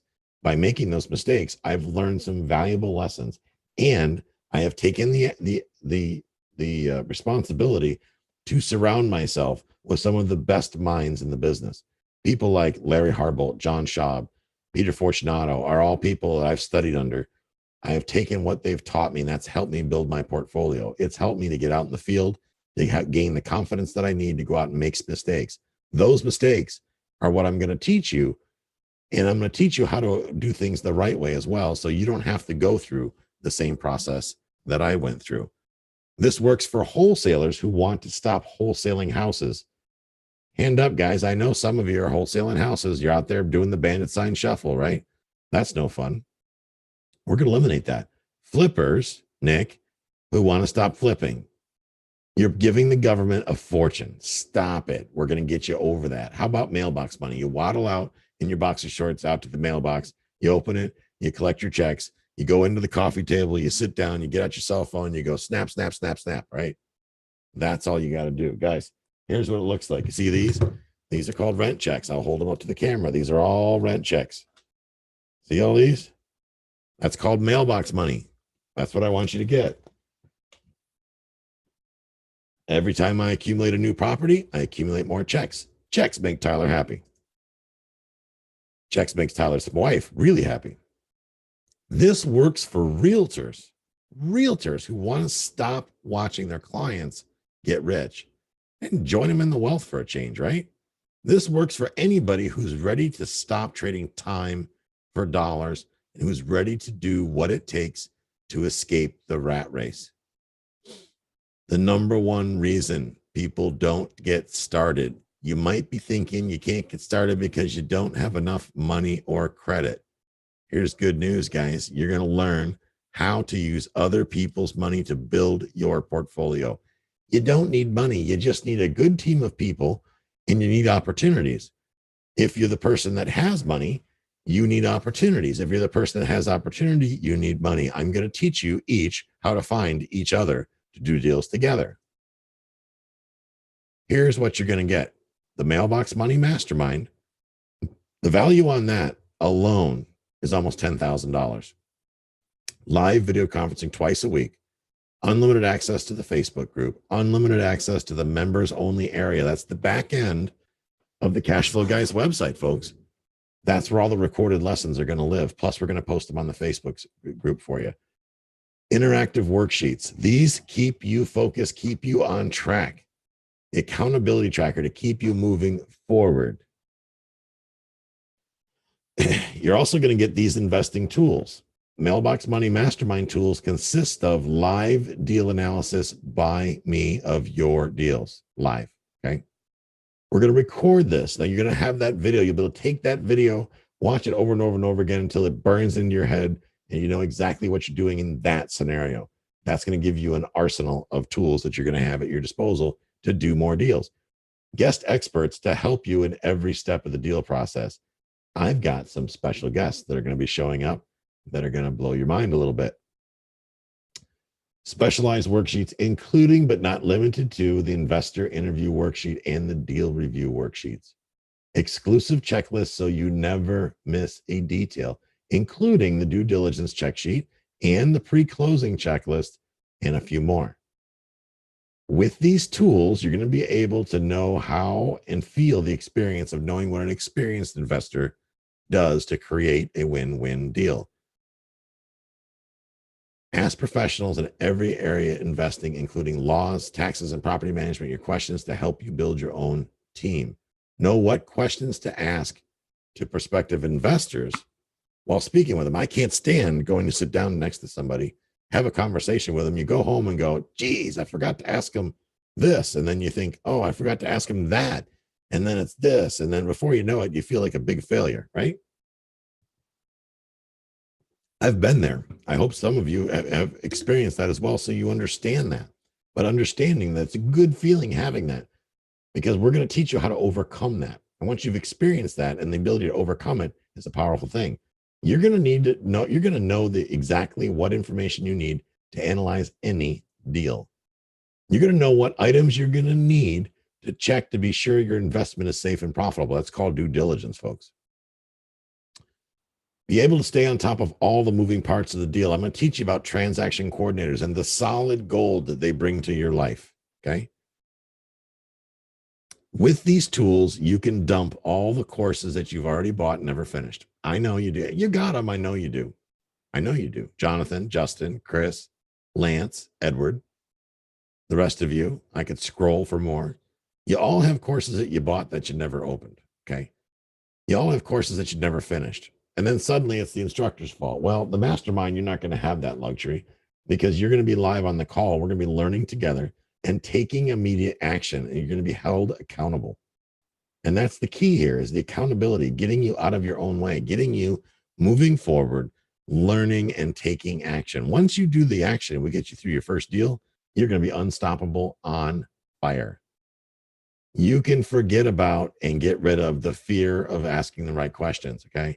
Or forgetting to ask the right questions, rather. The fear of sounding stupid or not knowing what to say. That was me, man. When I sat down my first couple investor interviews, I had no idea what to say. I was having kittens thinking, oh, I'm going to say the wrong thing.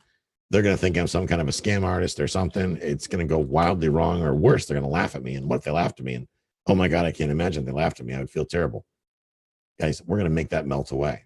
Practice is going to get you there. The fear of not understanding how to analyze the deal. You guys are going to be experts at knowing how to analyze a deal by the time we're done. Okay. Experts. Here's the problem solved. I didn't know how to do complicated math for any of my investments, guys. So I created tools that would help me learn how to make good deals, right? I didn't know what questions to ask when negotiating to be sure I could determine the price and terms I needed.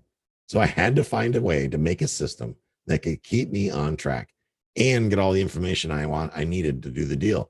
How many people here would say they might have a little bit of shiny object? Squirrel, squirrel, ooh, sparrow. Yeah, I have that too. Trust me, you're not alone. So because I have that, I am perfectly capable of helping you get past that. That's why we built these tools, because these tools, you go down the line, I got to do this, I got to do that, I got to do this, I got to do that. And that gets you to the finish line and gets you there safely and quickly. Time and money saved. Guys, you no longer need to waste time calling people back to find out the information you need to make offers. You don't got to guess what the seller will accept. When you start guessing what the seller will accept, you stop writing offers. When you stop writing offers, you stop getting closer to financial freedom. We're going to eliminate that right away. You no longer need to wonder if the seller or money partner will say yes to working with you. I used to lament over that, thinking, oh my goodness, what if they say no? What if they say yes? Oh my gosh, sometimes the fear of them saying yes was worse than the fear of them saying no. They said yes, then I had to perform. Oh my God, the pressure.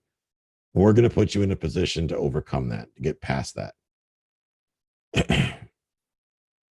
You don't have to feel anxious that you may have overlooked something when making a deal.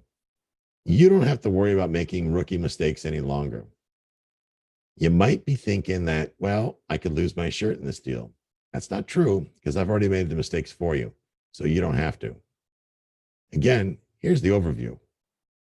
Module 1, mindset matters. Module 2, personal and financial inventory. Module 3 is about investor identity, guys. We can't be looking at everything in the marketplace. We got to get laser focused on what our identity is. And once we determine what that identity is, we got to go right in for the kill, right? Module 4 is networking, getting yourself out there. Module 5 is marketing. Justin, I see your comment. It's sad to me that you're not in a position to buy anything right now. I ask you this. What are you going to do? What is your plan? Are you going to wait for Social Security to take care of you? Are you going to wait for the opportunity to come knock on your door? It's time to take action, whether it be this or something else, Justin. I hope that in 2018, you take massive action towards getting to your goals. If you can't get passive income, you're going to wind up being that guy at Walmart at retirement going like this. Hi, welcome to Walmart. I don't want that for you. I know you're a guy that appreciates value, and I want you to stay engaged, get focused, roll up your sleeves, and make this happen. How can I keep this? Deal structure, folks. Module 8, negotiations. Module 9, due diligence. Module 10, the closing process. Let's go through those tools. We got the live deal analysis, guest experts, specialized worksheets, the checklists. You're going to get the Mailbox Money Mastermind. Oop, typo. Live deal analysis by me, guest experts to help you along the way, all of the worksheets, including the deal review worksheet, the exclusive checklist, due diligence, pre-closing, total value, $15,494. And I know you guys always want more. Everybody always wants something else. So I'm way ahead of you. I went ahead and threw more in. You're also going to get my case study on how I escaped the rat race in 11 months without a fat bank account. How I escaped the rat race. I had to go through failure every single day, folks, and lose a lot of money before I could become financially free. But you won't have to, because I'm giving you the step-by-step methods I used every day to buy income properties without having to worry about using my own money. In my case study, it's going to make it faster for you to build your real estate arsenal. How? Because you don't have to stop and recover from the same dumb mistakes that I've already made. You might be thinking you can't use this because you just don't have the time to focus on new things.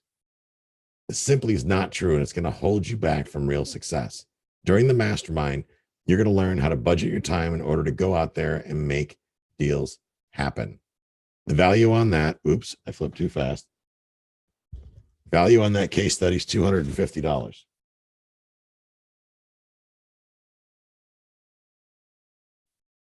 Again, there's the stack of everything that you are going to get with the Mailbox Money Mastermind, to include my case study.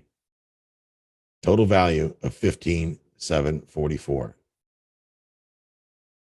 You're also going to get Mindset Matters video series. I had to go through the pain of being yelled at, guys. I went through that, and it sucked, I'll tell you. I got hung up on, and then eventually people started to listen to me. By going through this exercise, I learned what not to do, and I also learned what to do. And I documented that process as well. I'm giving you my 4-part video series on Mindset Matters. And actually, I got to be honest with you, it's growing beyond 4 parts, because as time goes on, I start thinking about more things that I need you to know, more mistakes that I've made, more things that I've learned to help get you over the hump. Okay.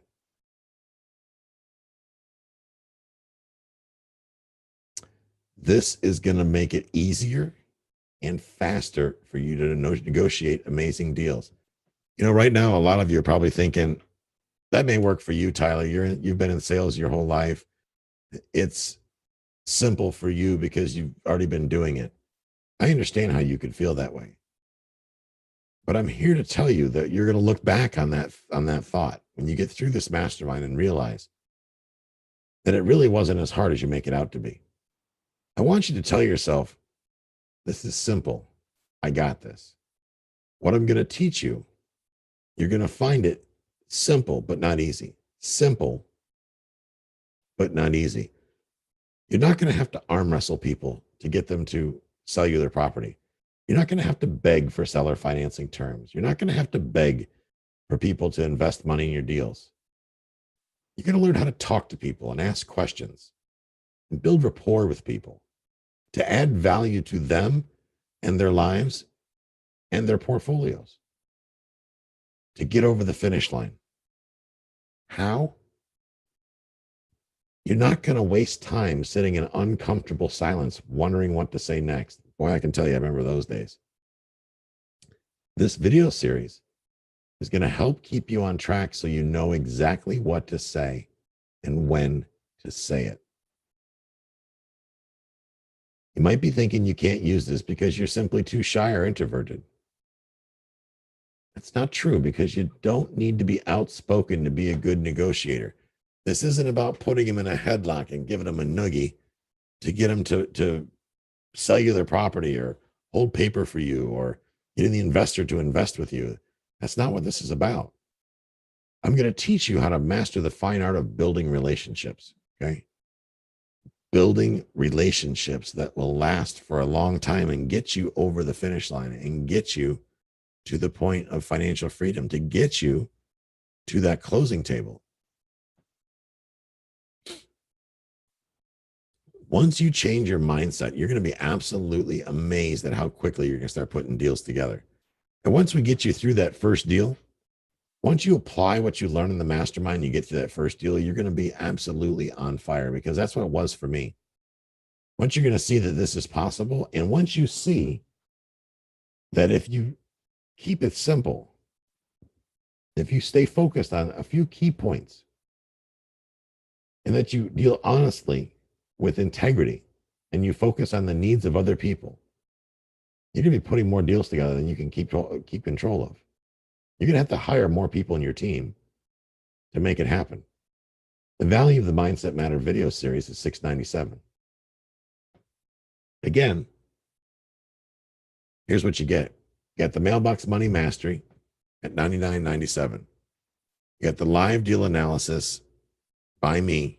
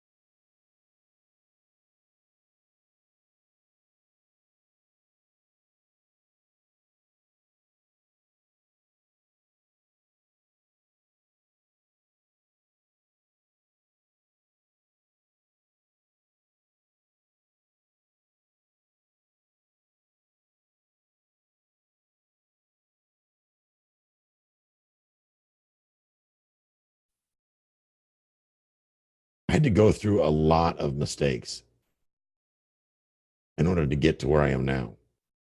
And I've condensed that down, you see.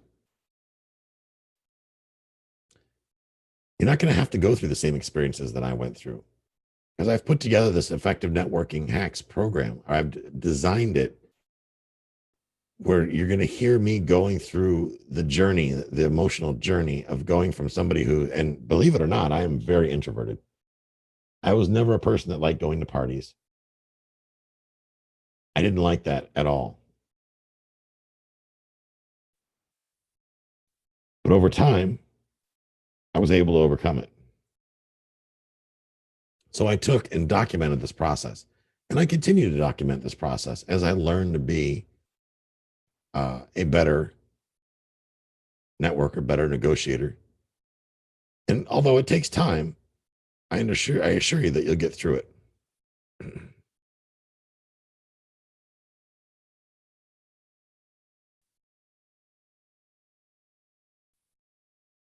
By being an effective networker, guys, you're going to find it faster and easier for you to become a leader in your investing circles. Folks, I'm invited all over my market to do speaking engagements on a regular basis. And I do this without anything to sell, without anything to offer but value. And when I do this and I position myself as an expert in the marketplace, I find that it results in people bringing me opportunity, that people that invest private money come to me and view me as the expert in the market, and they want to do business with me over other people. So I don't have to go looking for business. It comes to me.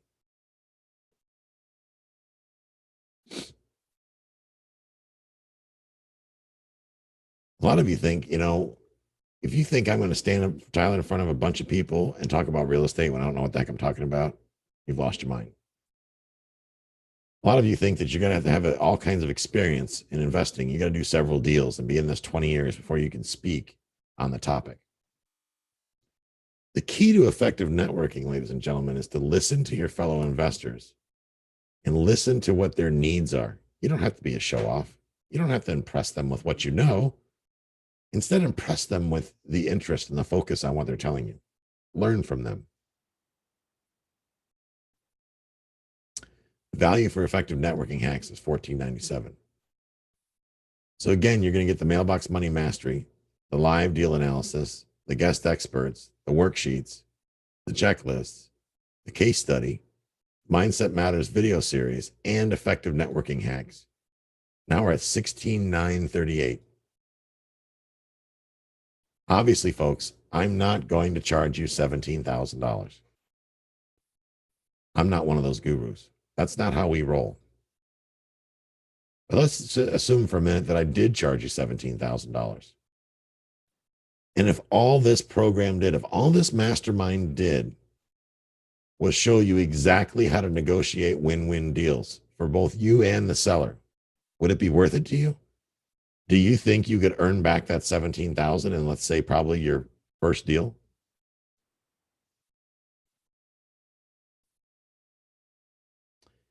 If all this system did was to get you more accepted offers, would it be worth $17,000? If all this did was increase your confidence in talking to sellers. You see, confidence keeps people from talking to sellers. Lack of confidence, I should say, keeps people from talking to sellers in the first place. If we can eliminate that one fact, that one feeling, that fear, that terror of talking to sellers, if we could do just that, would it be worth $17,000 to you?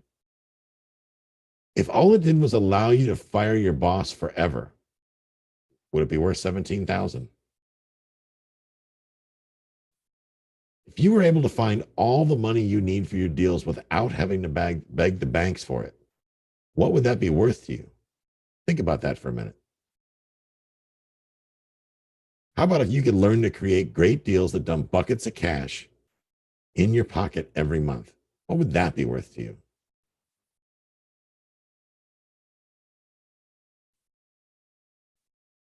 Mailbox Money Mastermind package, although a $17,000 value, regular price on this is going to be $49.97. But listen, notice it says regular price. We are doing this as a beta group, which means we're going to bring in a small number of people that I can work intimately with to get them over the finish line. We're going to document that process as I have before with all the other systems that I've learned and built. So I'm giving you an enormous discount on this package off of retail value because you've shown me by coming here tonight that you're willing to take the action necessary to get yourself financially free. When I release this course, and the end, in about, 3 months, the price is going to be around $5,000. You're not going to pay the $17,000 value. You're not even going to pay the $49.97. Today, the price is $14.97. Ladies and gentlemen, this is the last webinar I am doing on this.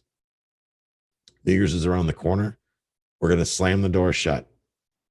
I can only take a limited number of people, and we are rapidly approaching that amount. Today only is $1,400. I shouldn't say today only. The today price is $14.97. I strongly suggest that you take action immediately. You could do that by going to cashflowguys.com/MMM. I'll put that in the chat for you. Maybe Beth can handle that. Cashflowguys.com/MMM. That stands for Mailbox Money Mastermind. You got two choices, ladies and gentlemen. Facts. Two choices. You can keep doing it your way. You can keep wholesaling houses. You can keep buying a bunch of garbage courses and programs. You can keep making your gurus rich. Or you can choose the simple way. A simple way is $1,497, a whopping $1,497. And I'll even throw in the ability for you to have a payment plan if you need it to help you get financially free without having to spend tens of thousands of dollars to accomplish it. I'm going to do this also, my personal 100% satisfaction buyback guarantee. You take action now, follow the system I provide for 30 days. And if you are not 100% satisfied with your investment, then I will buy it back from you. It's that simple. Real question is this: is it worth gambling a few minutes of your time to check this out? Even if it only does half of what I've claimed it'll do today, it will pay for itself in as little as 10 weeks, faster than you've ever dreamed possible. And if this wasn't already amazing enough,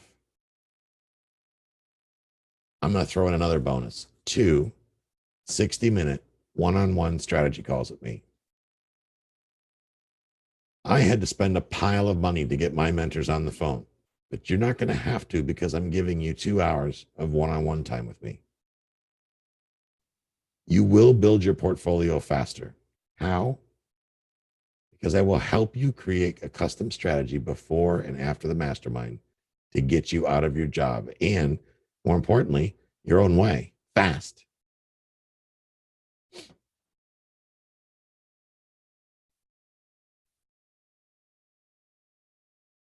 You might be thinking you have no idea where you're even going to start, right?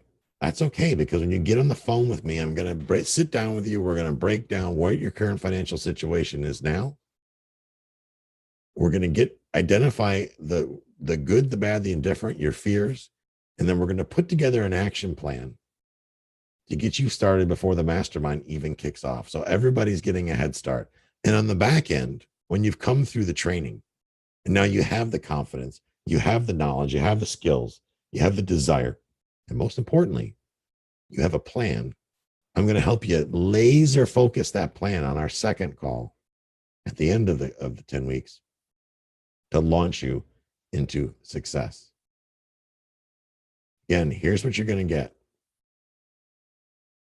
the Mailbox Money Mastermind, live deal analysis by me, guest experts to help you in every step of the deal process, specialized worksheets, exclusive checklists, my personal case study on how I escaped the rat race in 11 months, a Mindset Matters video series, effective networking hacks, 2 60-minute one-on-one calls with me focused on your strategy, getting you out of the rat race. Total value is $17,932.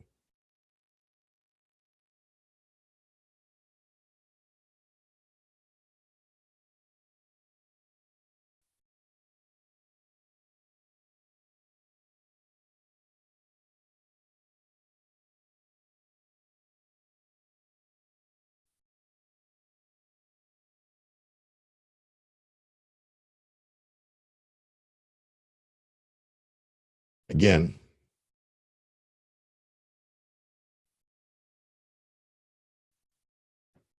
today it's $14.97, folks. In a short 10 weeks, this price is going to go up exponentially. It's less than $1,500 with a payment plan available. At this point, do we have any questions about the program or about what the expectations are?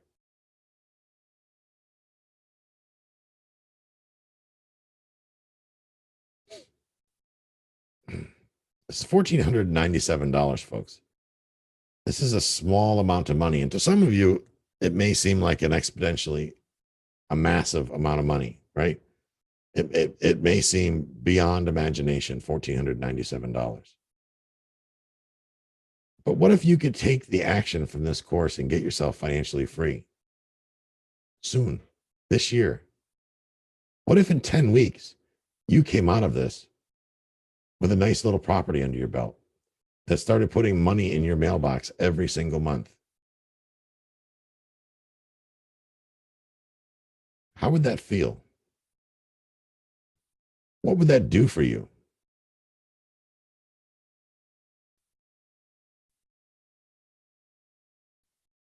You know, habits are really hard to change. I could leave this webinar right now and go enjoy the rest of the evening.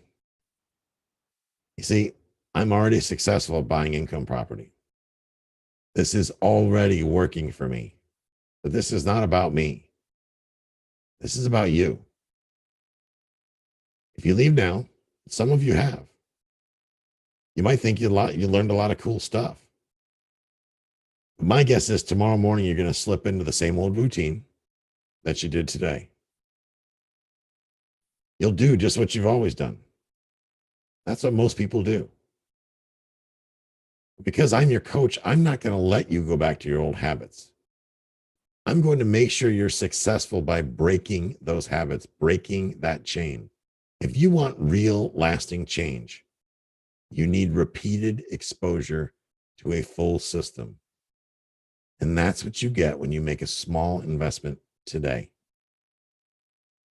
Folks, this concludes my presentation. I hope that you take what I said to heart. I hope that you take the action necessary to get financially free. If not with me, with someone. I hope that 2018 gets you out of the rat race. Edward, I see your hand up. Go ahead and type in the chat what you got.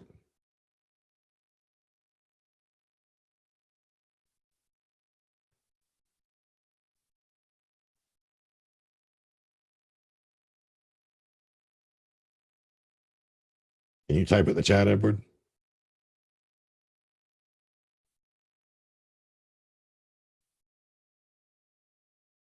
All right. Edward, send an email. If you're having difficulty figuring out the question thing, just send an email over to me. Tyler@cashflowguys.com. Tyler@cashflowguys.com, and we'll get your questions answered. There we go. Beth just put it in the chat. Tyler@cashflowguys.com. Folks, I'm looking forward to you coming over, spending the 10 weeks with us, getting you in the right direction to get you financially free. It's going to be a great year for some of us. Others, we'll see. But for those of us involved in the mastermind, we're going to have a fantastic year. And most importantly, we're going to have fun doing it. Ladies and gentlemen, thank you for coming. Have a great evening. If you're interested in the replay, watching this or a version of this again, you can go to cashflowguys.com/replay, and it will give you a replay of the one we did on Saturday. So have a great day, and we appreciate you taking the time.